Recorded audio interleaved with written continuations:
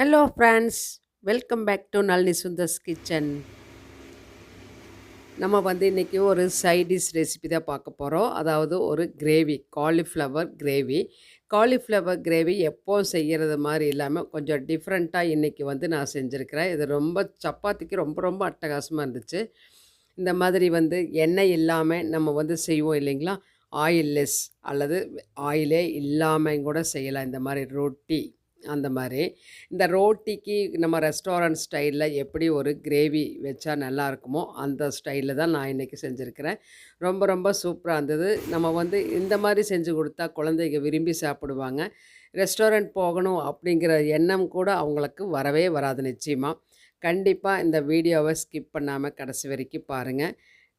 எல்லாத்துக்குமே விரும்பி சாப்பிடக்கூடிய ஒரு பிரேக்ஃபாஸ்ட்டு அல்லது டின்னர் ரெசிபியாக நம்ம இதை எடுத்துக்கலாம். இந்த ரெசிபி எப்படி செய்யலான்னு பார்க்கலாம் வாங்க. முதல்ல ஒரு கடாய் வச்சுக்கோங்க. அதில் 1 டேபிள் ஸ்பூன் எண்ணெய், ஒரு 2 பிஞ்சு மஞ்சத்தூள், ஒரு அரை ஸ்பூன் தனி மிளகாத்தூள், கொஞ்சம் போல் உப்பு சேர்த்திக்கலாம். சேர்த்திட்டு சிம்லேயே வச்சுக்கோங்க. கண்டிப்பாக சிம்மில் தான் வைக்கணும், இல்லைன்னா நம்ம போட்டிருக்கக்கூடிய மிளகாத்தூள் கருகிரு.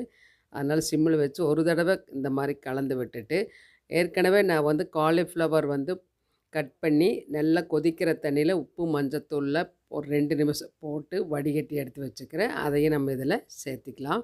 சேர்த்து நல்லா வதக்கி வச்சுக்கலாம்.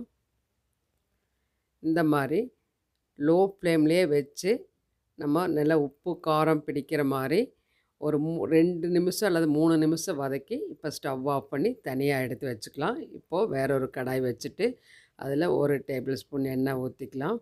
எண்ணெய் சூடான உடனே 2 மீடியம் சைஸ் பெரிய வெங்காயம், ஒரே ஒரு பச்சை மிளகாய், ஒரு 5-6 பல் பூண்டு சேர்த்திக்கலாம். அதுக்கப்புறம் ஒரு துண்டு இஞ்சி தோல் நீக்கி கட் பண்ணி சேர்த்திட்டு, முழு முந்திரி 2 முந்திரி போட்டுக்கோங்க. உடச்சதாக இருந்தால் ஒரு 4-5 சேர்த்திக்கோங்க. இது எல்லாத்தையுமே நம்ம வதக்கி விட்டுக்கலாம்.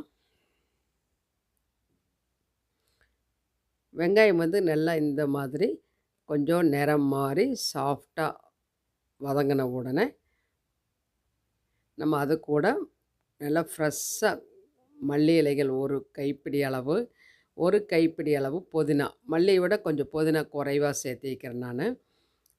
சேர்த்திட்டு நல்லா ஃப்ரெஷ்ஷாக இருக்கும்போது செஞ்சால் தான் நல்லாயிருக்கும். ஒரு தடவை சிம்லேயே வச்சு வதக்கி விட்டுக்கலாம். உடனே நம்ம ரொம்ப ட்ரை ஆகக்கூடாது. ஸ்டவ் ஆஃப் பண்ணிவிட்டேன் நான். ஸ்டவ் ஆஃப் பண்ணிவிட்டு அந்த சூட்லேயே கலந்து விட்டுடலாம். இப்போ பாருங்கள், இந்தளவுக்கு சுருங்கிடுச்சு. இப்போது ஆறுனதுக்கப்புறம் தான் நம்ம அரைக்க போகிற இதையை ஒரு தட்டுக்கு மாற்றிட்டு, கடாயிலே வச்சுருந்தா ரொம்ப ட்ரை ஆயிரும். அதனால் தட்டில் ஆறட்டும். ஆறுனதுக்கப்புறம் மிக்சர் ஜாரில் சேர்த்தியாச்சு. இப்போ இது கூடவே ஒரே ஒரு தக்காளி, மீடியம் சைஸ் தக்காளி, ஒரு தக்காளி சேர்த்துனா போதும். இது அரைச்சி எடுத்துகிட்டு வந்தாச்சு பாருங்கள் இந்த மாதிரி. இப்போ நம்ம க்ரீன் சிக்கனுக்கெல்லாம் அரைப்போம் இல்லைங்களா, அதே மாதிரி ஸ்டைலில் தான் நான் இன்றைக்கி காலிஃப்ளவர் செய்ய போகிறேன். இப்போது அதே கடாயில் திரும்ப ஒரு டேபிள் ஸ்பூன் எண்ணெய் சேர்த்திக்கலாம். ஒரு சின்ன துண்டு 2 துண்டு பட்டை, 2 கிராம்பு, 2 ஏலக்காய் சேர்த்திக்கலாம். கொஞ்சம் போல் சோம்பு, பெருஞ்சீரகம் சேர்த்திட்டு நல்லா பொரிய விட்டுடலாம். நல்லா வாசனை வர வரைக்கும் நம்ம இதையை வறுத்துட்டு, அதுக்கப்புறம் 2 கொத்து ஃப்ரெஷ்ஷாக கருவேப்பிலை சேர்த்திட்டு, நம்ம அரைச்சி வச்ச அந்த மசாலாவை இதில் சேர்த்திக்கலாம். கொரியாண்டர் மசாலா இல்லைங்களா, அந்த மசாலாவை சேர்த்து நல்லா எண்ணெய் பிரிஞ்சு வர வரைக்கும் நல்லா கலந்து விட்டுறணும். இந்த மாதிரி நல்லா வதக்கணும்னு சொன்னோம்னா எண்ணெய் பிரிஞ்சு வரணும். உங்களுக்கு பார்த்தாலே தெரியுது, நல்லா எண்ணெய் பிரிஞ்சு வந்திருக்கா. இது வரைக்கும் நம்ம கலந்து விடணும். இப்போ நான் சிக்கன் மசாலா 2 ஸ்பூன் சேர்த்திட்டேன். அதுக்கப்புறம் ஒரு ஸ்பூன் தனி மிளகாத்தூள், ஒரு 1/2 ஸ்பூனுக்கு கரம் மசாலா சேர்த்திக்கிறேன். இது மட்டும் போதும். நீங்கள் வேணுன்னா மல்லித்தூள், மிளகாத்தூள் அந்த மாதிரி வேணாலும் சேர்த்திக்கலாம். நான் சிக்கன் மசாலா சேர்த்திக்கிறனால வேறு எதுவும் சேர்த்தலை. இதையும் நம்ம அது கூடவே நல்லா கலந்து விட்டுடலாம்.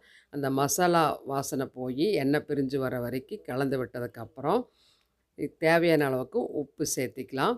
உப்பு சேர்த்து ஒரு தடவை கலந்து விட்டுட்டு, அதுக்கப்புறம் மிக்சர் ஜாரில் ஒரு 2 டம்ளர் தண்ணி ஊற்றி வச்சுருக்கிறேன்.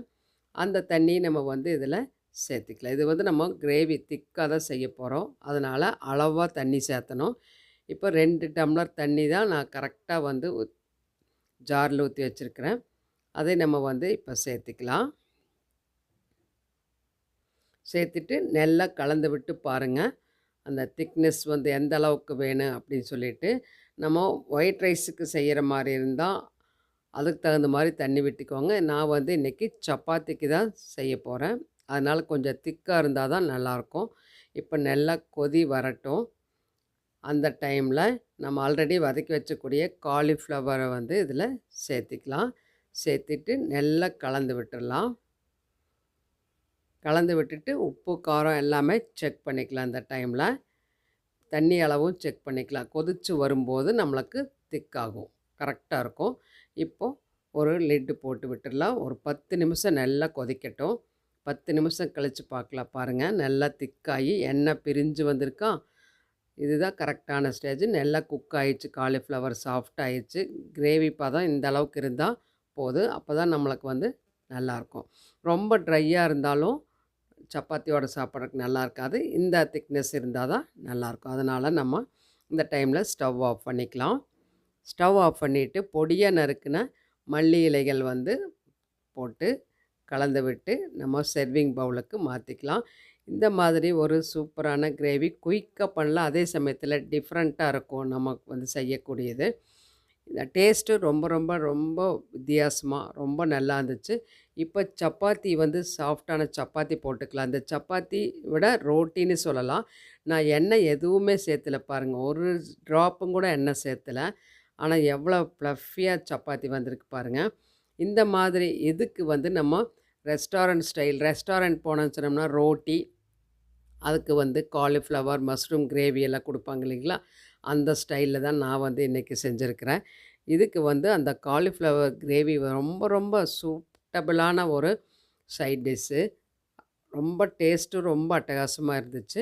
கண்டிப்பாக மிஸ் பண்ணாமல் செஞ்சு பாருங்கள். இப்போ வந்து சர்விங் பவுலுக்கு கிரேவி மாற்றிக்கலாம். இந்த மாதிரி சூடாக இருக்கும்போது சாப்பிட்டா ரொம்ப நல்லாயிருக்கும். எல்லாருமே விரும்பி சாப்பிடுவாங்க. நம்ம வந்து டேஸ்ட்டாக பண்ணி கொடுக்கும்போது குழந்தைங்க எல்லாருமே விரும்பி சாப்பிடுவாங்க. ஹோட்டல் போகணும் அப்படிங்கிற நினைப்பே அவங்களுக்கு வராது கண்டிப்பாக. இதே மாதிரி நீங்களும் அந்த காலிஃப்ளவர் போட்டு கிரேவி வந்து குயிக்காக, ஈஸியாக, டேஸ்ட்டாக கண்டிப்பாக செஞ்சு பாருங்கள். இதுக்கு வந்து நம்ம சப்பாத்தி, சுட சுட சப்பாத்தி வச்சுக்கலாம். இந்த சப்பாத்தியோட இந்த கிரேவி சாப்பிடும்போது ரொம்ப நல்லாயிருக்கும். உங்களுக்கு இந்த ரெசிபி பிடிச்சிருக்குன்னு நினைக்கிறேன். பிடிச்சிருந்தா லைக் பண்ணி ஷேர் பண்ணுங்கள் உங்கள் ஃப்ரெண்ட்ஸ் அண்ட் ரிலேஷன்ஸ்க்கு. அதே சமயத்தில் இது வரைக்கும் சப்ஸ்கிரைப் பண்ணாமல் இருந்தால் நம்ம சேனல் நளினி சுந்தர்ஸ் கிச்சனுக்கு சப்ஸ்கிரைப் பண்ணி தொடர்ந்து சப்போர்ட் பண்ணுங்கள். பக்கத்தில் இருக்கிற பெல் ஐக்கானில் ஆளுங்கிற பட்டனை ப்ரெஸ் பண்ணி வச்சுக்கோங்க. போடக்கூடிய எல்லா வீடியோஸ் பார்த்து தொடர்ந்து நம்ம சேனலுக்கு சப்போர்ட் பண்ணுங்கள். இதே மாதிரி நீங்களும் செஞ்சு பார்த்துட்டு உங்கள் ஃபீட்பேக்கை கமெண்ட் பாக்ஸில் சொல்லுங்கள். அடுத்த வீடியோவில் வேறு இன்ட்ரெஸ்டிங் ரெசிபியில் பார்க்கலாம். Until then by from Nalini. Thank you.